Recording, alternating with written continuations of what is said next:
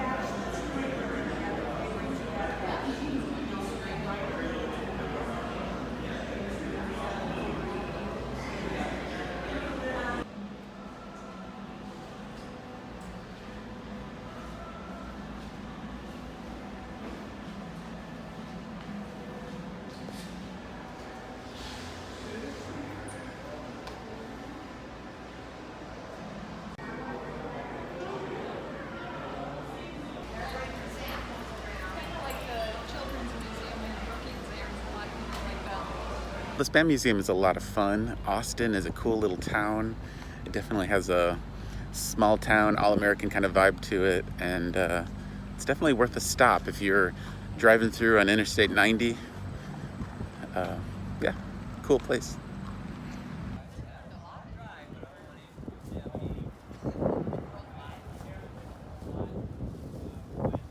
So I really enjoyed my brief visit of Minnesota, and I did end up visiting my friend Mel, but I didn't record any of it. I was just enjoying our conversation too much to worry about recording anything.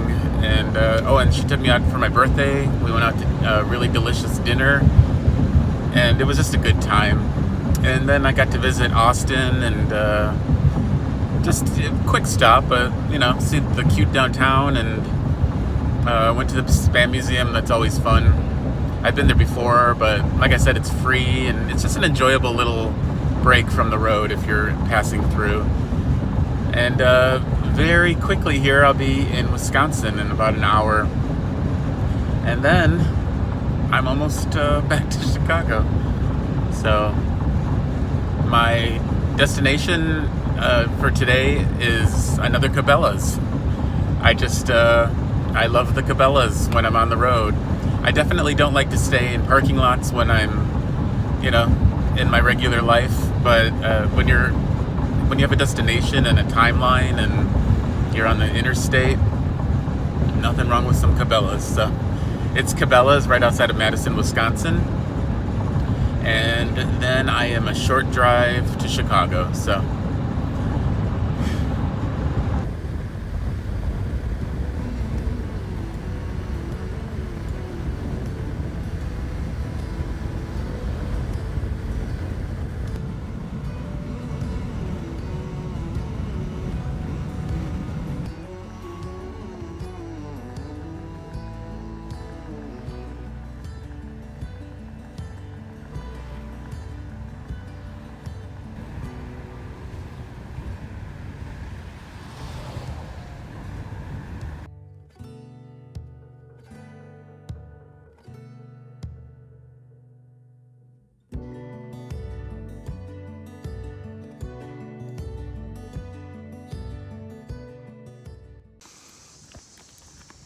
hey everybody, I officially feel like I'm back where I came from.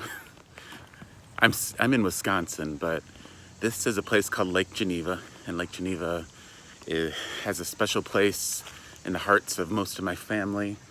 It's somewhere we've been coming for a long, long time. We had family friends that lived here, and it's just a place we've visited often, and everybody seems to love it. It's a great place. It's definitely grown a lot, especially on the outer areas. There's tons of stores and retail. It used to be just a tiny little town on the lake, but everything changes. But I just drove through the downtown area. I haven't been here for at least a couple of years, probably more, and it looked similar. I saw Starbucks and a few things that definitely weren't here before, but still holds its charm and quaintness. Lots of cute old houses, cottages. I think a lot of what Lake Geneva was is a vacation community for Chicagoans, and I'm sure that's not all it was, but that was a big part of it. And I think, if I remember correctly, rumors that a lot of Chicago gangsters, back in the day, like Capone, would come up here, and I can see why. It's a beautiful place. Back in 1954, Lake Geneva was one of 3 finalists in consideration for getting the Air Force Academy, and ultimately they lost out to Colorado Springs, Colorado. This is a pretty area. It's a wetland nature preserve, just right outside of the little downtown area. How green everything is. Fall has not started yet. Trees are still very green, but soon. give it a week or two. So this is a beautiful part of Wisconsin. When driving through, it's just lots of rolling hills and dark green, beautiful old farms that, most of them are really well maintained, and it's just gorgeous. And today is especially gorgeous because it's like that perfect time of year to be here and anywhere in that sort of the upper Midwest, because it's like 70 degrees, 72 degrees. The humidity is lower than usual. It's sunny. It's just gorgeous. And driving here, I started to feel a little like nostalgic, missing the area.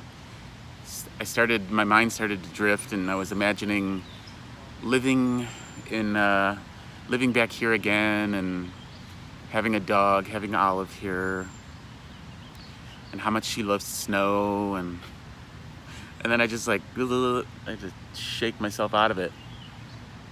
I really don't want to live here again, but it is a beautiful place, and it's so familiar to me because I spend most of my life here. But yeah, I don't want to live here again. I don't want 5 months of winter, and I don't know many people who do though, right? Mostly around Lake Geneva are just very large, gorgeous summer homes, which are, worth millions of dollars. There are some beaches here. We used to go to a beach in the next town over, which is Williams Bay, because that was actually closer to where our family had their home. Well, family friend had their house. But there is a beach here in Lake Geneva. I think they're all pay beaches. You have to pay to get in them.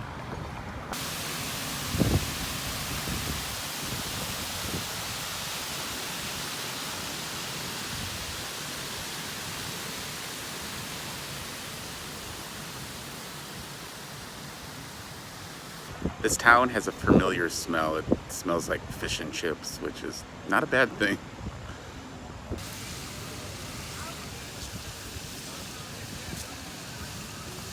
Riviera, it's the boathouse. Upstairs, there's a ballroom. This is where you would catch your boat for a boat tour. It also has little shops and food and things inside.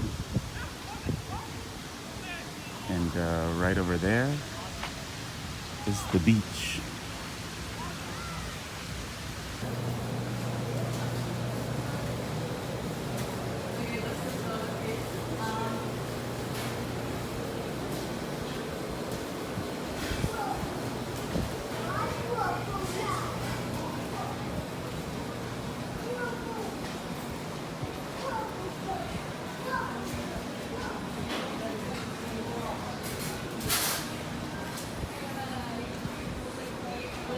And this is the beach. A little too chilly get in the water today, I think.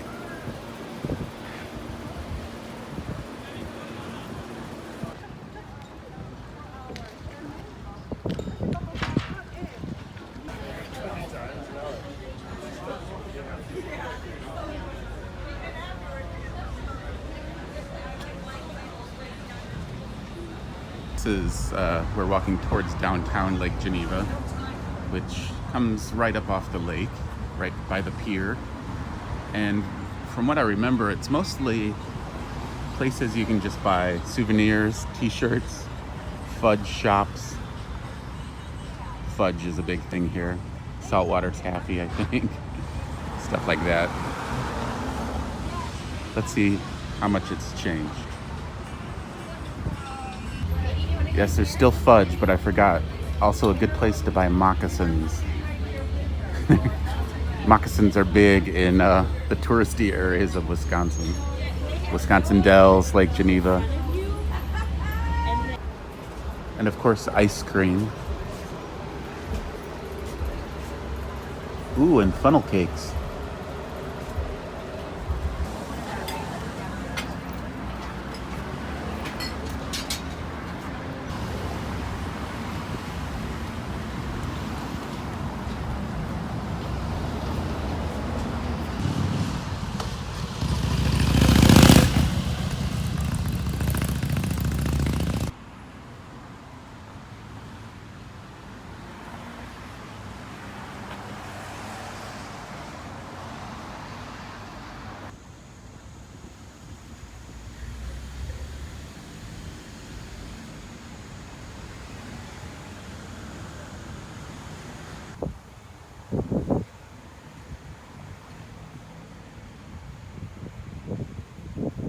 I'm hanging here with the bumblebees. There's a ton of them sitting in the grassy area in front of the library. And I was just going to share a few things that I know about the history of Lake Geneva. A recording studio here in town. It used to be called Royal Recorders. I'm not sure what it's called now. It's called something else. But some really big acts recorded records here, including Cheap Trick, Ministry, Queensryche, Skid Row, the Crash Test Dummies. Remember that song? No? I love that song from the 90s. Yeah, and other big well-known acts that I can't think of right now. All recorded albums here in Lake Geneva, which is kind of funny. As you may already know, Hugh Hefner's Playboy mansion was originally in Chicago, in downtown Chicago, and there was a Playboy building. Now I think it's called the Palmolive building. I'm not sure about that. But he built the first Playboy resort here in Lake Michigan in 1968. And I think it was only open in business until 1982 or 1981. And was taken over. There are a lot of motorcycles. Choppers.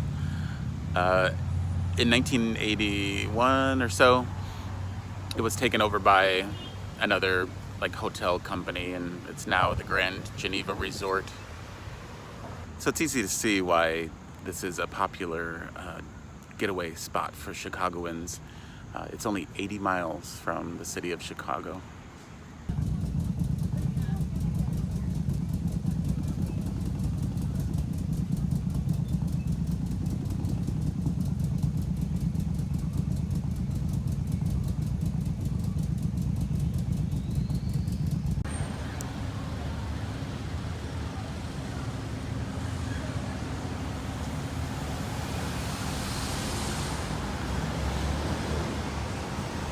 Lake Geneva is still a great destination. Hasn't changed that much. Definitely a few more wine shops and olive oil boutiques, which definitely weren't here back in the day, but still really a great place to visit.